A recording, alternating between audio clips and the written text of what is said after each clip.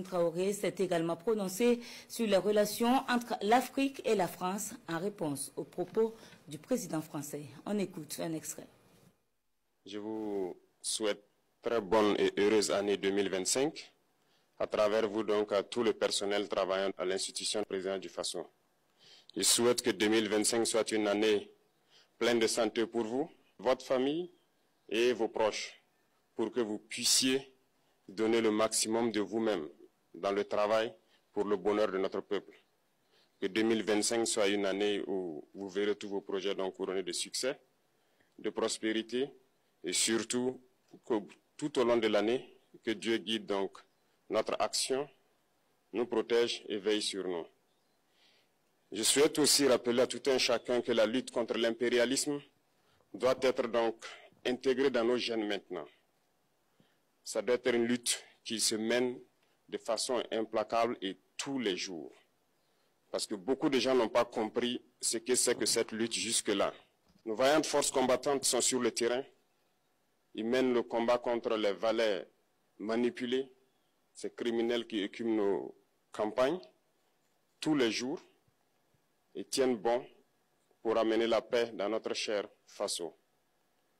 Autant ils le font, nos masses populaires laborieuses, que sont les agriculteurs, les éleveurs, se battent aussi également pour qu'on puisse atteindre l'autosuffisance alimentaire à travers donc l'accompagnement de tous les techniciens du ministère de l'Agriculture. C'est très important. Et autant qu'eux aussi se battent dans l'administration, nous devrons nous battre pour changer de mentalité. Cette décolonisation mentale, c'est la partie la plus difficile. Et c'est pour ça que nous tenons à vous rappeler constamment qu'il faut changer de mentalité, revenir à nos sources et nous battre. Et c'est ça aussi le combat contre l'impérialisme. Toutes les occasions nous sont offertes pour pouvoir comprendre l'impérialisme, ses manifestations.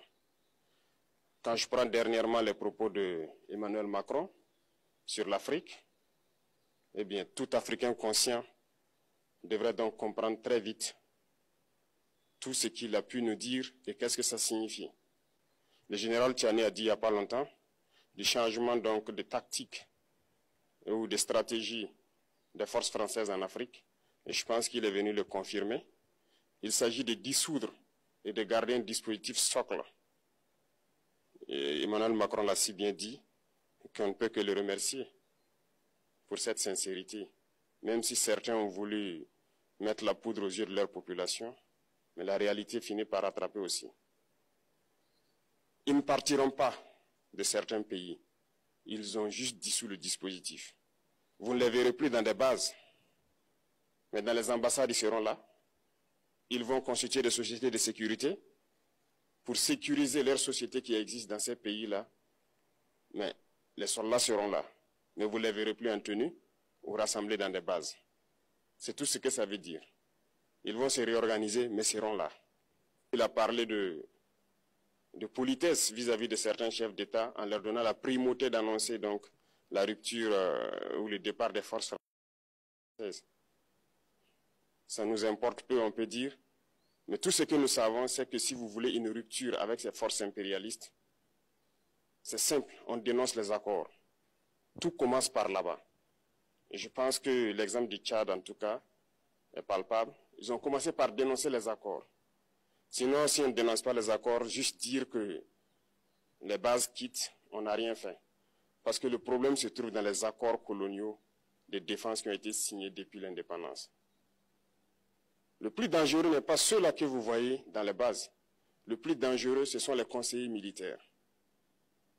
Les conseillers militaires existent dans tous ces pays. Ils ont existé au Burkina aussi jusqu'en fin 2022, jusqu'à ce que nous prenions nos responsabilités. Et qui sont ces conseillers militaires? C'est ceux-là qui sont censés mettre en pratique la politique de la France ici. Ils doivent travailler à rendre nos armées très faibles pour que la France puisse toujours avoir l'argument d'exister ici. Sous Blaise Compaoré, ils avaient réussi. Nos sentinelles prenaient donc la garde avec des bâtons. C'est ça que la France veut de nos armées. Lorsque nous arrivons à cette étape, nous n'avons pas le choix que de vouloir qu'ils viennent s'installer. Mais l'armée burkinabé a réussi à un moment donné à se débarrasser des conseillers militaires. Malheureusement, je pense qu'en 2019, après l'opération Otapuano, où ces Français ont vu que l'armée burkinabé avait encore une capacité de réagir au terrorisme. Ils ont appelé le chef d'état-major en France. Ils l'ont instruit de reprendre les conseillers militaires dans toute la structure. Eh bien, il n'a pas accepté, mais au retour au pays, les politiques l'ont instruit d'accepter les conseillers militaires. Et c'est là que les conseillers militaires sont revenus dans l'armée burkinabé en 2019. Avec toutes les conséquences qu'on connaît, l'armée était en train de disparaître dans les années 2020-2021. Et d'ailleurs, c'est le moment où beaucoup de militaires ont dû déserter parce qu'il n'y avait plus d'espoir. On était en train de s'effondrer. Voilà un peu comment ils travaillent. À l'état-major général des armées, dans tous les états-majors d'armée, dans les écoles, c'est eux qui sont censés dicter la politique de notre armée. C'est eux qui nous disent combien recruter, quand recruter et qu'est-ce qu'il faut en faire. Ils sont dans les écoles pour nous dire comment il faut les former et ainsi de suite. Tant que ces conseillers militaires sont là, vous n'êtes pas indépendant. Votre armée aura juste l'apparence d'une armée qui sera là en train de faire des parades, du cirque. Mais lorsque viendra la guerre, vous vous rendrez compte que la parade, c'est une chose, mais la guerre, c'est une autre chose. Il faut rompre les accords. C'est la seule façon d'avoir une armée indépendante et se construire, être fort. Mais beaucoup de gens ne le comprennent pas peut-être. Et même avec ces accords, la France choisit dans nos États des élèves officiers pour aller les former. C'est à travers ces mêmes accords. Mais en réalité, ces officiers qui partent se former pour la plupart, pour la France, ils viennent pour servir l'État français dans leur pays. Ils ne viennent pas pour servir nos pays. Ils les forment pour qu'ils viennent servir les intérêts de l'État français. J'en veux pour preuve. Lorsque nous nous sommes révoltés, beaucoup d'officiers au Burkina qui ont été formés en France ont été immédiatement contactés pour leur dire que c'est le moment de se mettre en action parce que vous avez été formés pour ça, pour servir les intérêts de la France. La plupart de ces officiers nous ont rendu compte, nous avons pris acte et nous continuons de suivre. Lorsque un officier formé en France arrive dans son pays et par malheur meurt soit par accident ou bien sur le champ de bataille, en France, il y a une nuit d'hommage aux morts dans l'armée, comme partout ailleurs. À la nuit d'hommage aux morts, on cite le nom de l'officier en question et on dit « mort pour la France ».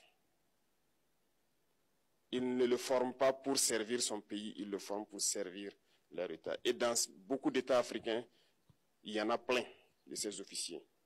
Combien sont patriotes, Dieu le sait. C'est une leçon que Emmanuel Macron a donnée encore aux chefs d'État africains, de se rattraper et de pouvoir vraiment mener cette lutte contre l'impérialisme. Mais en plus de ça, il a aussi insulté tous les Africains dans ses propos. Il y a une partie qui a retenu mon attention, là où il parlait d'ingratitude, et que l'ingratitude est une maladie non transmissible aux humains.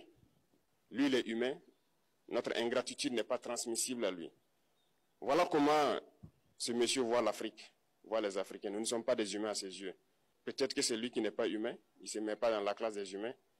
Mais s'il y a bien un ingrat, c'est bien lui. Je pense que s'il n'est pas athée et qu'il prie, à chaque matin qu'il se réveille et qu'il prie, il devrait aussi prier les Africains. Parce que c'est grâce à nos ancêtres qu'il existe aujourd'hui une France. Il devra nous prier. À ses yeux, nous ne devons pas être des humains, nous sommes plus que des humains. Ce sont des messages très forts qu'il passe. Moi, je pleure le peuple français. Mais quand même, il est bien pour l'Afrique. Il est un mal nécessaire pour nous. Ceux qui veulent se réveiller, se réveillent. Ceux qui ne veulent pas se réveiller, comme on le dit, on ne peut pas réveiller quelqu'un qui ne dort pas. Les Africains doivent se réveiller. Nous devons travailler à être indépendants, à faire au moins ce que nos peuples connaissent le bonheur. Et la lutte contre l'impérialisme, c'est ça. Il faut décoloniser les mentalités, prendre en compte toutes ces données-là, parce que le monde nous donne tellement d'exemples à voir. Pour eux, il n'y a pas de morale. Ils peuvent vous désigner aujourd'hui terroriste, mais demain, vous êtes un héros, par leur simple bouche. Ils décident de ce qu'ils font. Ils parlent de démocratie, mais ils se font eux-mêmes des coups d'État constitutionnels entre eux. Ils parlent des droits de l'homme, mais ils déciment des populations ailleurs. l'Africain doit se réveiller, l'Afrique doit se réveiller. Et le combat contre l'impérialisme est permanent. Et je vous invite à incorporer ce combat, à travailler en sorte que nous soyons réellement indépendants, que nous soyons autosuffisants et que nous puissions nous développer, connaître le bonheur, ce à quoi notre peuple aspire.